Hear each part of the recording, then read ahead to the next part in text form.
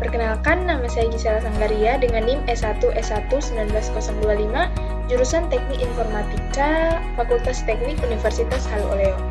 Pada kali ini saya akan menjelaskan mengenai activity diagram. Beberapa konten yang tersedia pada kali ini yaitu ada introduction, activities, action, edges yang berisikan control flow dan object flow, initial node, activity final node, flow final node, alternative paths, concurrent paths, object nodes, event-based action, and call behavior action, partition, dan exception handling. Pertama adalah pengenalan dari activity diagram. Activity diagram ini berfokus pada aspek pemrosesan secara prosedural atau secara berurutan. Kemudian, konsep bahasa yang digunakan adalah flow-oriented atau berorientasi aliran. Activity diagram ini berdasarkan pada bahasa yang digunakan untuk mendefinisikan bagaimana sebuah proses bisnis dan juga konsep yang telah ditentukan untuk proses komunikasi secara bersamaan atau konsep token yang ditemukan di P3X. Variasi konsep juga notasi yang ada pada activity diagram ini mencangkup area aplikasi yang sangat luas. Pemodelan sistem yang ada dapat berdasarkan berorientasi objek maupun tidak berorientasi objek. Selanjutnya, activity. Activity ini menspesifikasikan perilaku yang telah ditentukan pada berbagai tingkatan perincian. Contohnya, definisi perilaku dalam bentuk perintah individual.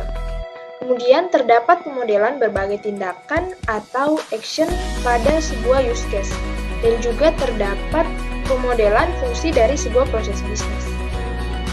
Sebuah activity merupakan grafik berarah atau grafik yang berurutan. Activity ini terbagi menjadi dua, yaitu nodes dan edges. Nodes ini yaitu berisikan action dan juga activity, sedangkan edges berisikan aliran kontrol dan juga aliran objek. Aliran kontrol dan aliran objek ini mendefinisikan perintah eksekusi. Activity ini juga memiliki beberapa opsional, yaitu parameter dan opsional precondition dan juga postcondition. Selanjutnya, action. Action ini merupakan elemen dasar atau basic element untuk menentukan perilaku sebuah user yang telah ditentukan. Action ini bersifat atomik, tetapi tetap dapat juga digagalkan. Tidak terdapat aturan khusus untuk mendeskripsikan suatu tindakan atau action dalam definisi bahasa alami atau bahasa pemrograman apapun. Action ini memproses nilai input untuk menghasilkan nilai output. Action ini juga merupakan notasi khusus untuk jenis tindakan yang telah ditentukan, dan yang paling penting seperti event-based action atau tindakan berdasarkan kegiatan, dan call behavior atau tindakan perilaku panggilan. Selanjutnya, edges. Edges ini menghubungkan antara activity dan action dari satu ke yang lainnya. Edges juga mengekspresikan urutan perintah. Edges ini memiliki dua type atau jenis. Yang pertama adalah control flow edges yang mendefinisikan urutan antar node. Yang kedua adalah object flow edges yang digunakan untuk bertukar data atau objek. Dan juga object flow edges mengekspresikan ketergantungan data atau kausal antar node. Edges juga memiliki guard atau kondisi yang merupakan kontrol dan aliran yang dapat dilanjutkan jika guard terpenuhi. Selanjutnya, token. Token ini merupakan mekanisme koordinasi virtual yang menggambarkan atau menjelaskan sebuah perintah secara tepat. Token ini tidak memiliki komponen fisik dari diagram. Mekanisme yang dihasilkan yaitu izin eksekusi dari sebuah action atau tindakan. Jika suatu action menerima sebuah token, maka action tersebut dapat dijalankan. Ketika action tersebut telah selesai dijalankan, maka token akan diteruskan ke action selanjutnya. Dan eksekusi pada action ini akan terpicu. Pada token juga memiliki guard yang dapat menghentikan atau mencegah pemberian sebuah token. Maka token tersebut akan tersimpan pada node sebelumnya. Token ini juga memiliki dua jenis. Yang pertama ada control token dan yang kedua ada object token. Control token ini berisikan izin eksekusi untuk sebuah node dan object token berisikan data yang akan dipindahkan dan juga izin eksekusi. Selanjutnya ada beginning and termination of activities. Terdapat 3 beginning and termination of activities yang ada pada kali ini, yaitu ada initial node, ada activity final node, dan yang terakhir ada flow final node. Initial node atau node awal yang digunakan untuk memulai sebuah pelaksanaan atau eksekusi pada activity. Initial node ini menyediakan token untuk semua edges yang keluar dari node ini. Initial node akan menyimpan token tersebut sampai sebuah node berhasil menerima token ini. Initial node juga dapat dibuat banyak untuk menjalankan model konkurensi atau model yang berjalan bersamaan. Lalu, activity final node. Activity final node ini merupakan sebuah akhir dari semua aliran yang ada pada sebuah activity. Token pertama yang mencapai activity final node ini akan mengakhiri seluruh activity yang terjadi, termasuk subpath yang berjalan bersamaan atau aliran-aliran yang berjalan bersamaan.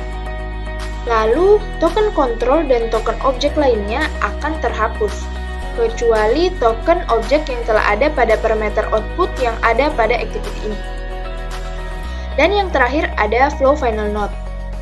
Flow final node ini akan mengakhiri sebuah aliran eksekusi pada sebuah activity. Jadi, hanya menghentikan satu aliran activity saja. Aliran yang lainnya itu akan tetap dan tidak terpengaruh ketika flow final node ini tercapai. Lalu ada alternative paths. Alternative paths ini terbagi menjadi dua, yaitu decision node dan merge node. Yang pertama yaitu decision node.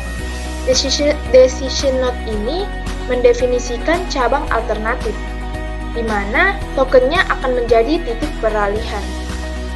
Decision node ini juga memiliki edges yang keluar atau yang menghubungkan ke node selanjutnya, yaitu harus memiliki guard, di mana guard ini sintaksnya harus berisikan boolean expression atau yang bernilai true dan false. Token ini hanya bisa diberikan kepada satu cabang saja. Guardnya juga harus bersifat saling eksklusif.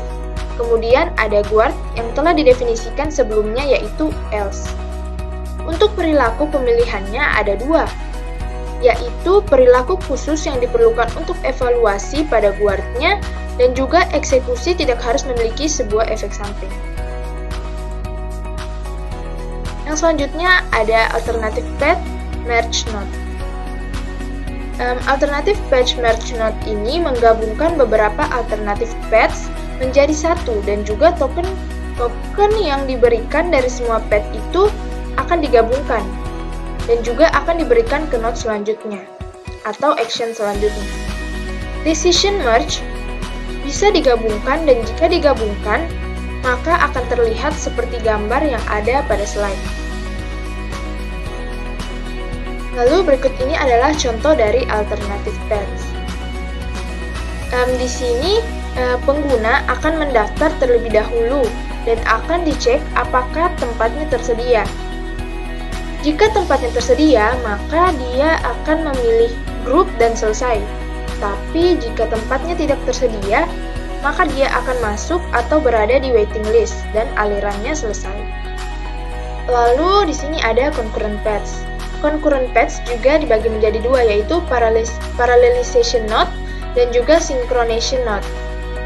Parallelization node ini yaitu membagi aliran atau jalur menjadi beberapa aliran yang berjalan secara bersamaan.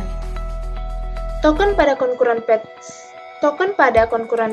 akan diduplikat untuk semua keluaran dari edges-nya atau yang berhubungan dengan action selanjutnya.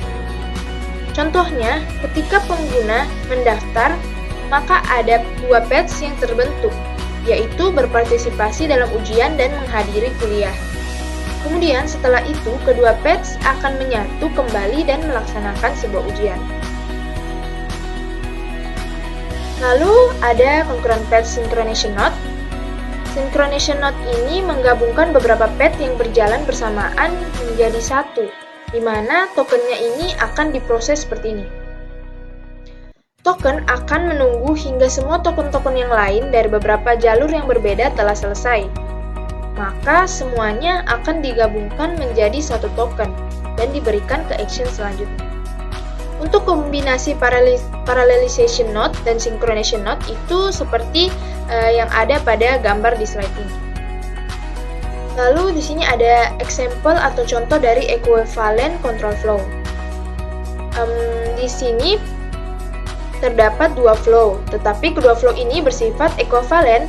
Dinyatakan equivalent karena walaupun yang satu memakai concurrent batch dan yang satunya menggunakan alternative batch, tetapi di sini mereka memiliki sebuah kesamaan, yaitu flow. Lalu contoh selanjutnya yaitu create and send invitation to a meeting. Yaitu jika sebuah undangan telah di-print, maka hasilnya atau harusnya diberi alamat. Dan jika sebuah undangan telah diberi alamat, maka undangan tersebut akan dikirim. Jika kita melihat pada gambar yang ada di slide ini, setelah initial node, maka ada merge yang node-nya akan mengarah ke memprint undangan. Setelah memprint undangan, maka akan terbagi menjadi dua dengan mengarahkan concurrent paths, di mana di sini path yang pertama akan langsung ke pemberian alamat dan yang kedua ia akan berada pada decision path lagi, di mana jika semua telah terprint, maka akan selesai dan jika tidak terprint, maka dia akan mengulang memprint. Setelah pemberian alamat kepada sebuah undangan, maka akan melakukan sebuah alternatif path lagi, di mana jika sudah diberi alamat, maka undangannya akan dikirim dan proses telah selesai. Jika tidak, maka aliran ini akan berhenti. Lalu selanjutnya ada object node. Object node ini berisikan token objek yang mewakili pertukaran data atau objek dan juga memberitahukan apakah objek sumber dan target berasal dari objek flow edge. Informasi yang ada pada object node bersifat opsional berupa jenis atau status. Object node juga memiliki varian notasi object node sebagai parameter, yaitu object node pada activity dan object node pada action. Berikut ini adalah contoh dari gambaran object node. Selanjutnya ada central buffer. Central buffer digunakan untuk menyimpan dan meneruskan objek token. Memori pada central buffer ini merupakan memori yang bersifat sementara. Central buffer juga menerima objek token yang masuk dari objek node dan meneruskannya ke objek node lainnya. Saat objek token dibaca dari central buffer, token tersebut dihapus dari central buffer dan tidak dapat digunakan lagi. Lalu ada data store. Data store digunakan untuk menyimpan dan meneruskan objek token. Data store ini memiliki memori yang permanen. Cara kerja dari data store ini yaitu dengan menyimpan objek token secara permanen, lalu meneruskan salinannya ke node lainnya. Lalu ada weight of edges. Weight of edges merupakan jumlah minimal token yang harus ada agar suatu tindakan atau action dapat dieksekusi. Nilai default dari weight of edges adalah 1. Semua token yang ada di weight of edges ini harus digunakan. Lalu ada konektor. Konektor digunakan jika dua action yang berurutan berjauhan dalam diagram. Berikut ada contoh dari penggunaan konektor dan juga tanpa konektor. Lalu ada event-based action. Event-based action ini dibagi menjadi dua, yaitu untuk mengirim sinyal dan juga untuk menerima event. Untuk menerima event ini juga dibagi menjadi dua, yaitu event action dan juga event time action. Berikut ini adalah contoh dari penggunaan except even action. Baik, mungkin itu saja yang bisa saya sampaikan. Bila ada salah kata, mohon dimaafkan. Sekian dan terima kasih.